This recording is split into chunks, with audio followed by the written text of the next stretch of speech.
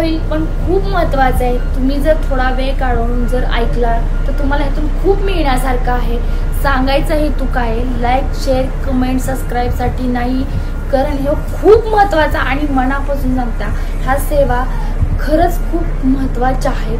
कारण डोळे भरून येतात, अंगावर शहारे येतात, तेव्हा महाराज कळतात काय असतात. ज्यावेळेस संकटे आपल्या अवतीभवती प्रचंड आलेले असतात त्याच प्रकारे स्वामी समर्थ महाराजातून आपल्याला तारत असतात. म्हणजे जेव्हा आपल्यावर संकट एखादे येत असतं त्यातूनच तारण्याचं काम स्वामी समर्थ महाराज करत असतात.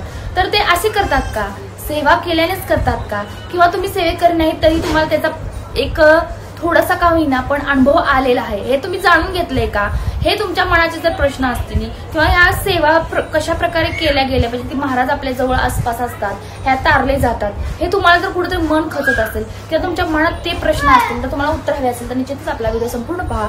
हॅलो नमस्कार, मी पूनम चव्हाण. तुम्हा सर्वांची स्वामींची फॅमिली आपल्या युट्यूब चॅनलवर खूप खूप स्वामींचे स्वागत करत आहे. सेवा सगळी करत असतात, स्वामी सेवेकरी घरोघरी आहे. असं एक घर नाही की तिथे स्वामी सेवेकरी पोचला गेला नाही किंवा स्वामी महाराज पोचलेले नाहीयेत. प्रत्येक घरात स्वामी समर्थ महाराज आहेत. प्रत्येक घरोघरी स्वामी समर्थ महाराज आजकाल पोचलेले आहेत. कलीचे युग आहे, त्यामुळे काहींना लेट प्रचिती मिळत्या, काहींना लवकर प्रचिती मिळत्या. प्रत्येकाचा कर्माचा लेखा जोखा पार केल्याशिवाय स्वामी समर्थ महाराज दिसत नाही, स्वामी समर्थ महाराजांचे अनुभव येत नाही. हे जितके खरे आहे तितके स्वामी समर्थ महाराजांशी संवाद साधल्याशिवाय स्वामी समर्थ महाराज कळत नाहीत. मग आता स्वामी समर्थ महाराजांशी संवाद कसा साधायचा तर तुम्हाला सांगते. तुम्ही दिवसभरात काही चुकून जर विघटित घटना म्हणजे तुमच्या हातून काही घडलं असेल तर त्याचा संवाद निश्चितच साधला पाहिजे. मग तो कसा, आपल्या देवघराजवळ आपल्या स्वामींच्या प्रतिमाजवळ बसायचं, स्वामी समर्थ महाराजांना सांगायचं की आज माझ्या हातावर मी अशी नाहीये किंवा मी असा नाही, तरी माझ्या हातून घडलं आहे. राग असतो, काही गोष्टी माझ्या असंही हाताच्या बाहेर गेल्यामुळे या गोष्टी घडल्यात महाराज, परंतु अशा गोष्टी माझ्या हातून नाही घडल्या पाहिजेत, ह्याची काळजी तुम्हीही घ्या, मीही घेतली जाईल. अदरवाईज अजून माझ्याकडून हातून न जाणतेपणे असं एखादं घडलं तर तुम्ही मला माफी करा, त्यातून सावरायचा प्रयत्न करा आणि मला परत असे प्रसंग येऊ देऊ नका. केलेल्याची क्षमा मागा. जी काही गोष्टी असतात तिथं महाराजांच्या जवळ बोलायला किंवा आपलं कृत्य आपण प्रामाणिक मनाला स्वामींपाशी सांगायला चूक कधी लाज नाही वाटली पाहिजे. आपल्या घरात केंद्रात मठात जाऊन स्वामी समर्थ महाराजांशी त्या चुकीची कबुली घेतली पाहिजे आणि क्षमायाचना मागून नंतर सेवा कशा प्रकारे केल्या पाहिजे. त्यातूनच महाराज कसे तारतात, आपल्याला येणारा संकट खूप असतो त्यातून आपल्याला बाहेर कसे काढतात हेही तुम्हाला मी सांगते. बघा, तुम्ही जर सेवा क्रमशः 3 अध्याय 11 वाईज नित्य नेमाने करत असला, ही नित्य सेवा असते. त्याच प्रकारे जसजसं आम्ही सांगत असतो की तुम्ही कणकधारा स्तोत्र, गायत्री महामंत्र, कमलात्मक मंत्र, नवारणव मंत्र, कुबेर मंत्र, महामृत्युंजय मंत्र, कालभैरव अष्टकमचं जर सोमवारी तुम्ही सकाळ आणि संध्याकाळी 11 वेळा पठण केले पाहिजे. भगवान शिवशंकराचे शिवकवच शिवनामावली वाचले पाहिजे. निदान महिन्यातून एकदा तरी सोमवारी वाचले पाहिजे. त्यातून जर सोमवती अमावस्या असेल तर त्या दिवशी प्रचंड सेवा केली पाहिजे. तुम्ही ह्या गोष्टी करता का? सगळ्या गोष्टी वेळेवर केल्या पाहिजेत, ज्या त्या विधीनुसार केल्या पाहिजेत, तेव्हा महाराज तुम्हाला तारतात. आणि हे जितके खरे आहे तितकेच इतकं खरं आहे की ती सेवा तिथपर्यंत आपली पोचली गेली पाहिजे. तेव्हा आपण एका क्षणाला हाक मारू, दुसऱ्या क्षणाला महाराज तिथे पोचतात. ह्या गोष्टी कशा करायच्या हे मी तुम्हाला सांगणार आहे. तुम्ही जर टप्प्याटप्प्याने व्हिडिओ फॉलो करत गेला आणि जर ह्या प्रकारे सेवा करत गेला तर मी तुम्हाला सांगते 3 महिन्यात तुम्हाला कसे अनुभव येतात तुम्ही मला निश्चित सांगाल. 3 महिन्यात तुम्हाला स्वामी समर्थ महाराजांचे एकदा नाही 2दा नाही तर ते 5 ते 6 वेळा अनुभव येतील. जर तुम्ही रेग्युलर ह्या जसं सेवा सांगते तसं जर तुम्ही 3 महिने जरी फॉलो करत राहून सेवा केल्या तर तुम्हाला 3 महिन्यात 7 वेळा स्वामींची प्रचिती येईल, स्वामींचा अनुभव येईल. हे मी तुम्हाला 1000 पटीने खात्री देऊन सांगते. बघा, तुम्ही व्हिडिओ सेव्ह करून ठेवा. 3 महिने, इथून पुढचे 3 महिने बघा आणि 3 महिने तुम्हाला कसे अनुभव येतात. पण अनुभव येण्यासाठी तुम्हाला सेवा केल्या पाहिजेत, सेवा करायला पाहिजेत. ज्या पद्धतीने सांगते त्या पद्धतीने तुम्ही कशा सेवा करता, त्यातून कसे बदल करायचे हे तुम्ही संपूर्ण व्हिडिओ पाहूनच करा. बघा, त्यानंतर मी अगोदर मंत्र सांगितले तुम्हाला, परत कालभैरव अष्टकमचे पठण सांगितले, शिवकवच सांगितले, शिवनामावली सांगितले. त्याबरोबर मुलांच्यातील प्रगती करण्यासाठी गणपती अथर्वशीर्ष, प्रज्ञा संवर्धन स्तोत्र, सरस्वती स्तोत्राचे पठण तुम्ही जर मंगळवारी करत गणपती बाप्पांना अभिषेक घातला आणि ते पाणी मुलांना प्यायला दिले तर मुलांच्यातील नुसत्या अभ्यासात प्रगती नाही तर त्यांच्या वागणुकीत सगळ्या गोष्टीत बदल घडलेला दिसेल. हे तुम्ही करा, केल्यानंतरच तुम्हाला ह्याची प्रचिती दिसेल.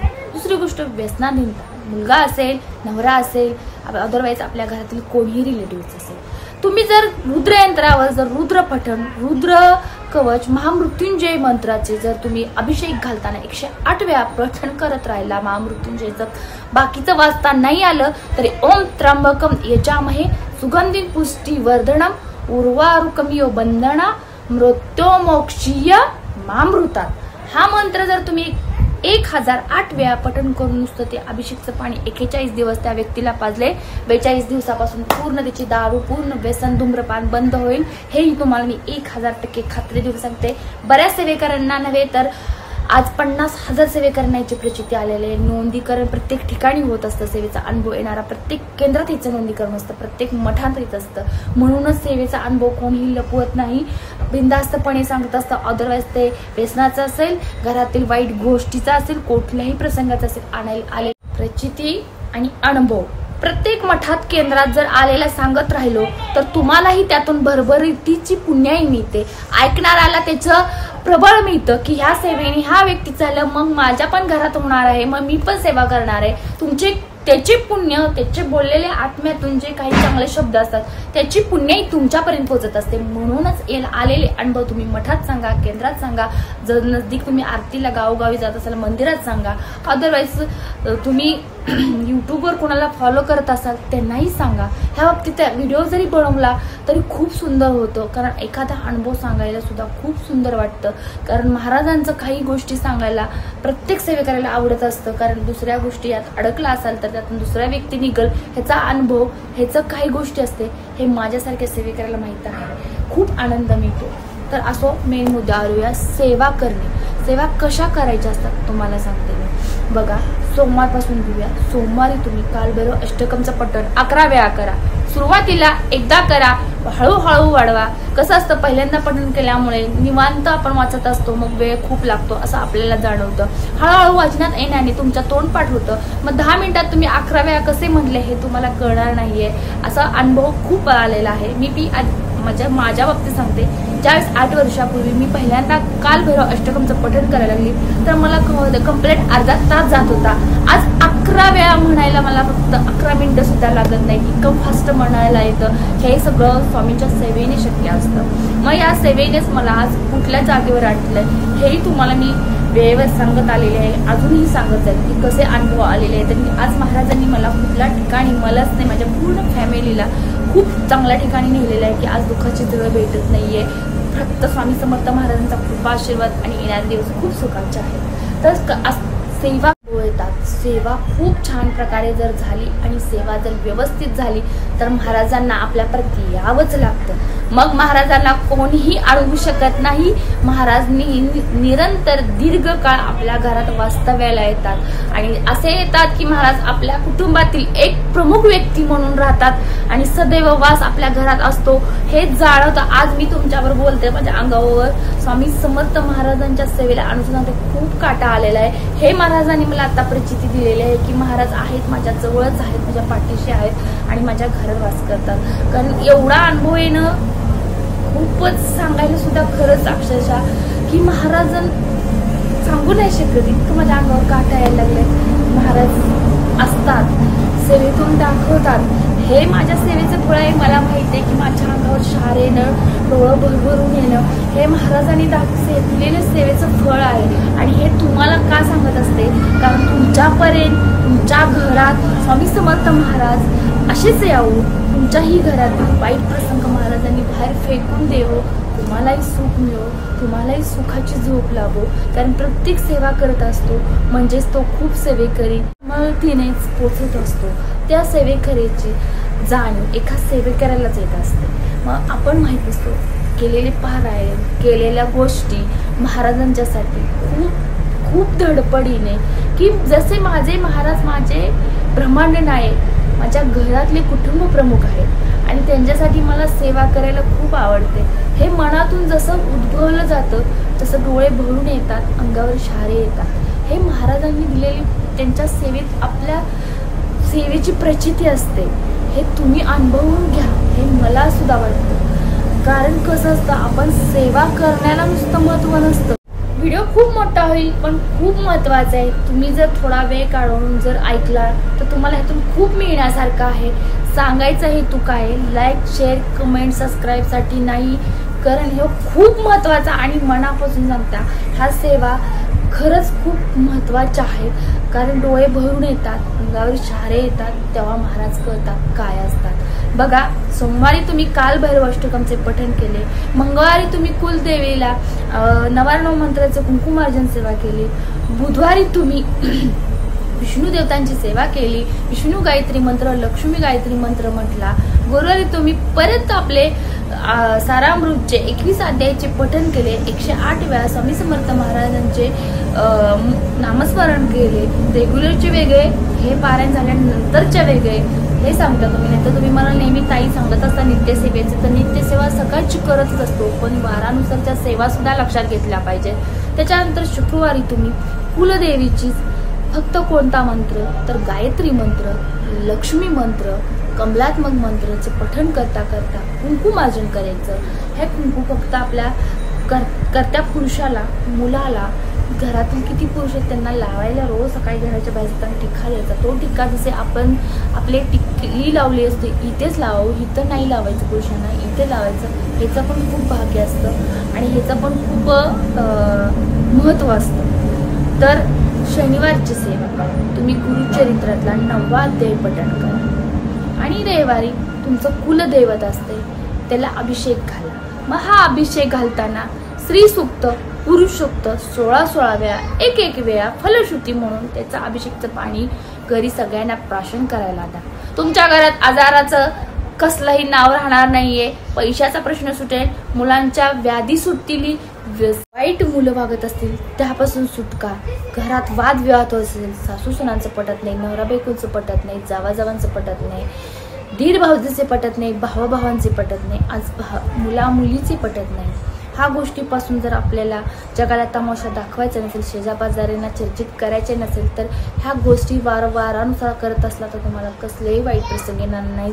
तुमच्या घरात अलक्ष्मी कधी गृहप्रवेश करू शकत नाही, कली तर त्याची सावली सुद्धा पडू शकत नाही, कारण ह्या गोष्टीने पूर्ण ब्रह्मांड नालिक तुमच्या घरात बसणार आहे. त्यामुळे कुठल्याही गोष्टी, वाईट गोष्टी तुमच्या घरात पसरणार नाही. निगेटिव्हिटी तर बाजूलाच राहील. तुमच्या घरात कर्कशा हे साधं जाणवणार सुद्धा नाही, एवढं खात्रीने सांगत असते. अनुभवाचे बोल असतात, अनुभव घेऊनच तुमच्यापर्यंत मी पोचवत आहे सेवा, आणि अनुभव आल्याशिवाय मी कुठलीही सेवा तुम्हाला सांगत नाही किंवा व्हिडिओसाठीही करत नाही. आज माझ्या जेवढ्या सेवा आहेत त्याला मी अनुसरून सांगते, स्वामी समर्थ महाराजांना अनुसरून सांगते की मी ज्या काही सेवा तुम्हाला आजपर्यंत सांगत आले ही सांगायची म्हणून सांगत नाही, व्हिडिओसाठी तर बिलकुल नाही. या सेवेपाठीमागे खूप मोठे तथ्य आहे, फलश्रुती आहे, महाराजांच्या पर्यंत जाण्याची पायऱ्या आहेत, त्या तुम्ही चढणार आहात का हे केवळ फक्त तुम्ही ठरवायचे आहे. तुम्हाला जर चढायचे असेल तर तुम्ही पहिल्यापासून व्हिडिओ फॉलो करा, पहा, सेवेला लागा, वारानुसार करा, वेळ द्या. अडकायचे नसेल तर ह्या सेवेला फक्त रोजचे 45 मिनिटं स्वामींच्यासाठी ठेवून द्या. राहिलं 60 मिनिटं, तरी 45पेक्षा 60 मिनिटाचा कालावधी स्वामींसाठी ठेवा. ब्रह्ममुहूर्तावर करून टाका सेवा आणि मोकळे व्हा दिवसभराच्या रेग्युलरच्या कामासाठी. येणारे दिवस सुखाचे येणार आहेत, कुठलेही तुमच्यावर वाईट प्रसंग येणार नाहीयेत. ह्याचा अर्थ आपण काय आयुष्यभर अमरण काय म्हणतात त्याला राहणार नाही असं मी म्हणत नाहीये. जन्म आहे तिथे मृत्यू आहे, जन्म आहे मृत्यू आहे, चांगलं आहे वाईट आहे असं कर्म असल्यामुळे थोडंफार भोगावे लागतात. पण थोडेसे इतके मोठे असते ना, इतके मोठे जर असले तर एवढेसे सोसायला लागतात. मग हे एवढेसे सोसायला काहीही लागत नाहीये. ते कसे आपण एकत्र कुटुंब असले, आनंदमय असले माझ्या कुटुंबासारखे, तर कळतही नाही संकट दुःख कधी आले कधी येऊन गेले. तर असो, तुम्हाला माझे व्हिडिओ आवडत असतील तर कमेंट करून निश्चितच सांगत जा. लाईक करा, शेअर घरोघरी पोचवा. यासाठी घरोघरी पोचवा. प्रत्येक घरातील प्रश्न सुटले गेले पाहिजेत. प्रत्येक सेवेकरांनी हे निश्चित केलं पाहिजे की आपल्यासारखा सेवेकरी दुसराही घडला पाहिजे. आपल्या हातून जर महिन्यातून 4 सेवेकरी घडले तर खूप मोठे नित्यसेवासारखे फलश्रुती मिळून जाते. असो, आजचा आपला व्हिडिओ इथंच थांबवते. सांगितलेली सेवा स्वामी समर्थ महाराजांच्या चरणी अर्पण करते. तुम्हा सर्वांना भरपूर सेवा करण्याची सद्बुद्धी स्वामी समर्थ महाराजांनी देव आणि मलाही देव. अजूनही मी महाराजांच्याकडे तुमच्या समोर एक मागणं मागते की मला ही सेवा करण्याची बळकट देव. खूप वेळ काढो माझ्या संसारातून सुद्धा आणि महाराजांच्या पर्यंत सेवा तुमच्या सर्वांच्या पोचल्या जाऊ हेही स्वामी समर्थ महाराजांच्याकडे प्रार्थना करते आणि आजचा आपला व्हिडिओ इथंच थांबवते। अवधूत चिंतन श्री गुरुदेव दत्त श्री स्वामी समर्थ।